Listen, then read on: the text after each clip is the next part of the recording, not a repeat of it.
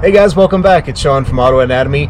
We are going to work on the Thunderbird carburetor again, and this time if it doesn't work, we're throwing it in the trash.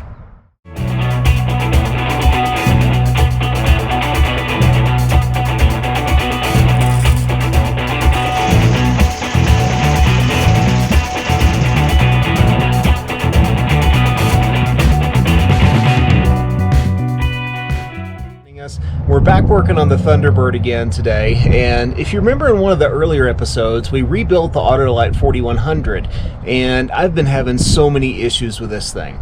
We decided to go through it one more time and got a new carb kit, and going to touch on a couple of other little things, just some tune-up items, setting the dwell on the ignition, and making sure everything is ready, because it won't be too long before we're ready to head across country with the car. Let's get started.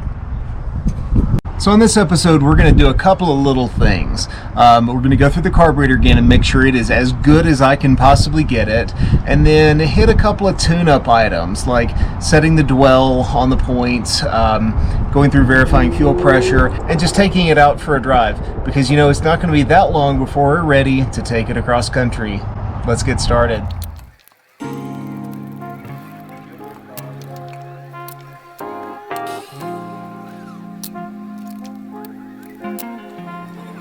Alright, so we got the 4100 back on the bench here, and this time I picked up a rebuild kit from Mike's Carburetor Parts in Washington, and by all accounts this is the best kit that you can do, because not only does it come with like a normal rebuild stuff, it also comes with new floats and new idle needles and springs and everything.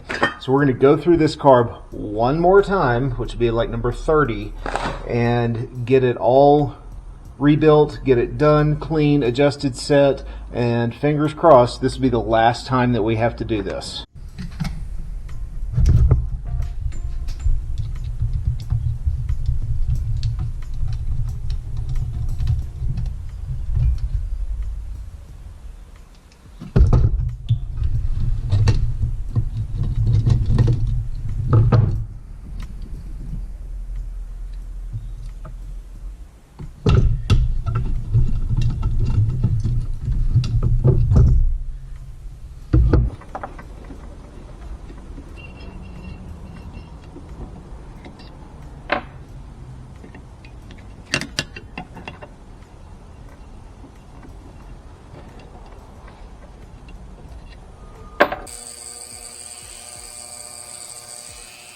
So while the carburetor's over in the ultrasonic cleaner, we're just going to double check a few things.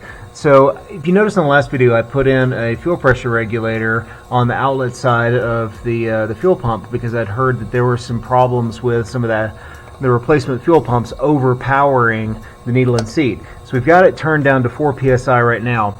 I'm going to check it, see what it is, and then put the gauge before the regulator and see if that's an actual issue or if this is just, you know, wasted stuff here.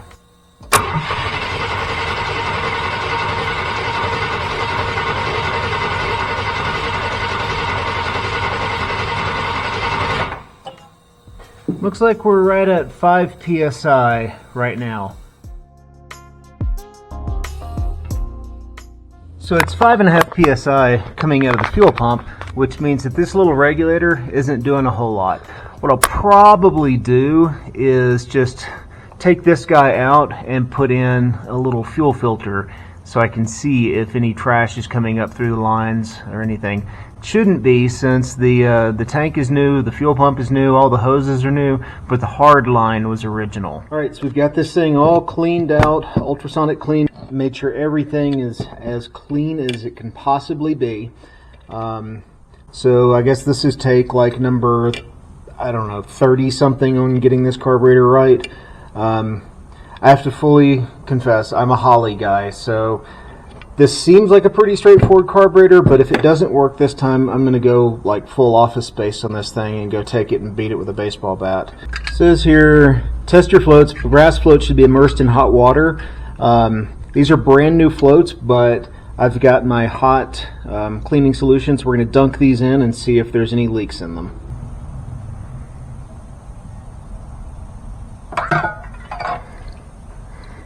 Looks good. I like that these have a hex on the outside because the other ones had a spot for a flathead, and like somebody buggered up one of the jets taking it out with too small of a screwdriver. So I could imagine if you use a screwdriver you could like create a little lip or something in there to cause a float to hang. Alright, here it says the float pin grooves, the short side of the pin goes towards the outside of the carburetor.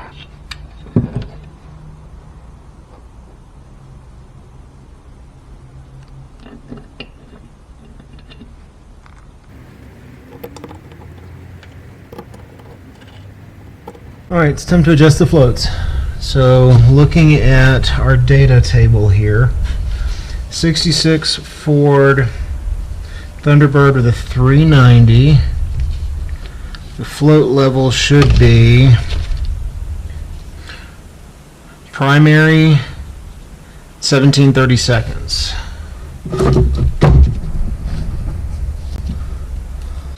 It says here the way that you measure it is from the top of the float at the toe to the top edge of the float bowl.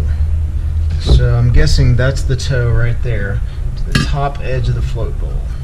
And we're low, so we need to bend this up. It says hold down the hinge of the needle gently and bend the tab that sits on the needle. About 17-30 seconds. On the secondary, it says 11/16, which is 22-30 seconds. And that's pretty much dead on right there. So we don't have to adjust the secondary, and the primary is set.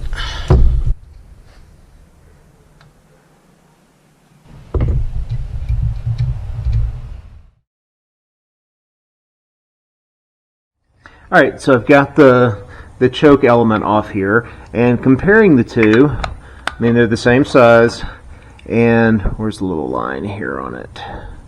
Okay, so there's the center line, and okay, lining them up here, I mean they look identical. I don't see any reason why this wouldn't work. Let's see if it fits.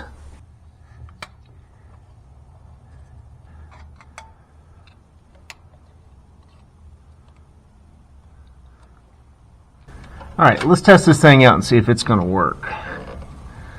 Just hook this up to a little jumper wire real quick to some power, and if this thing opens, we're in business.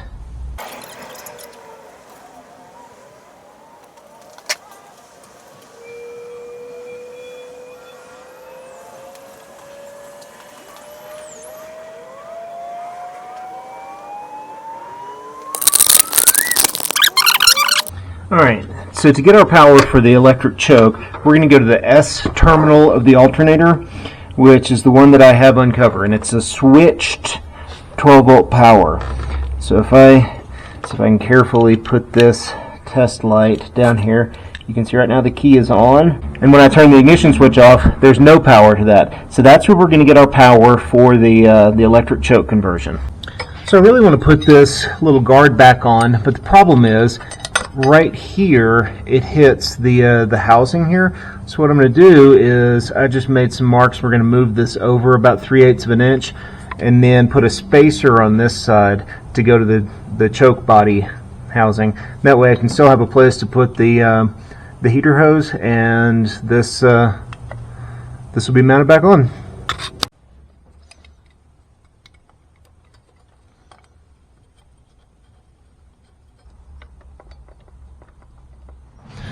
Alright, so we've got the car all back together. Let's see if it'll fire up and maybe cooperate this time.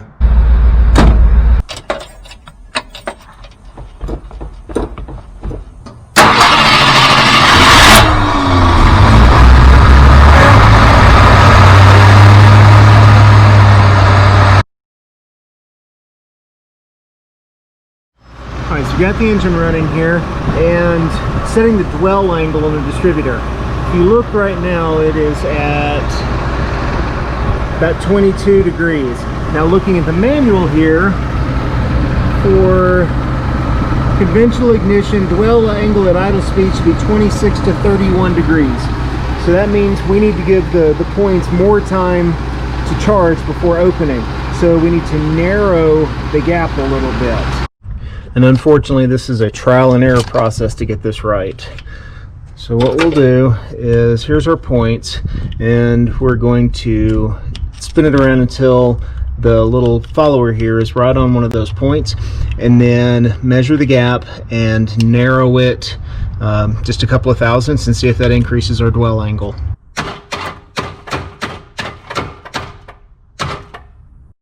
All right, we've narrowed our gap, so let's see what our dwell angle does. Let's fire it up.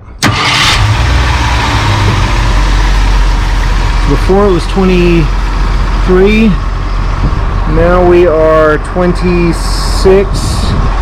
degrees, and per specs, that's perfect.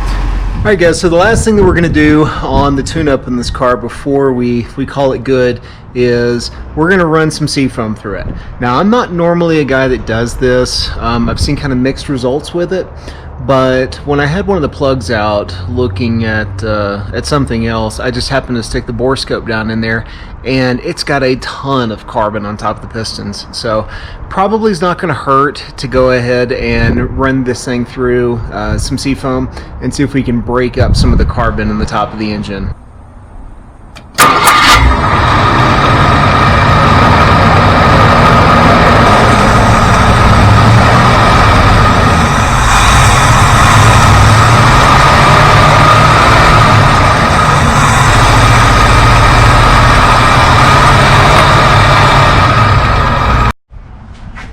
All right, the whole can's been sucked in.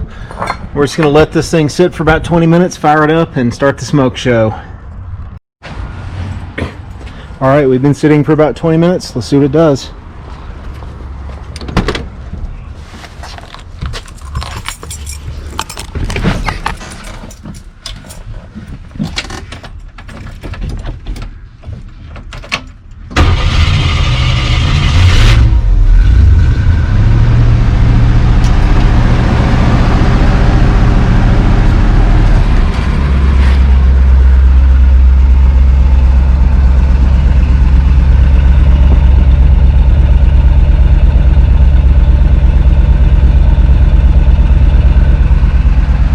Well, that's kind of anticlimactic. There's nothing.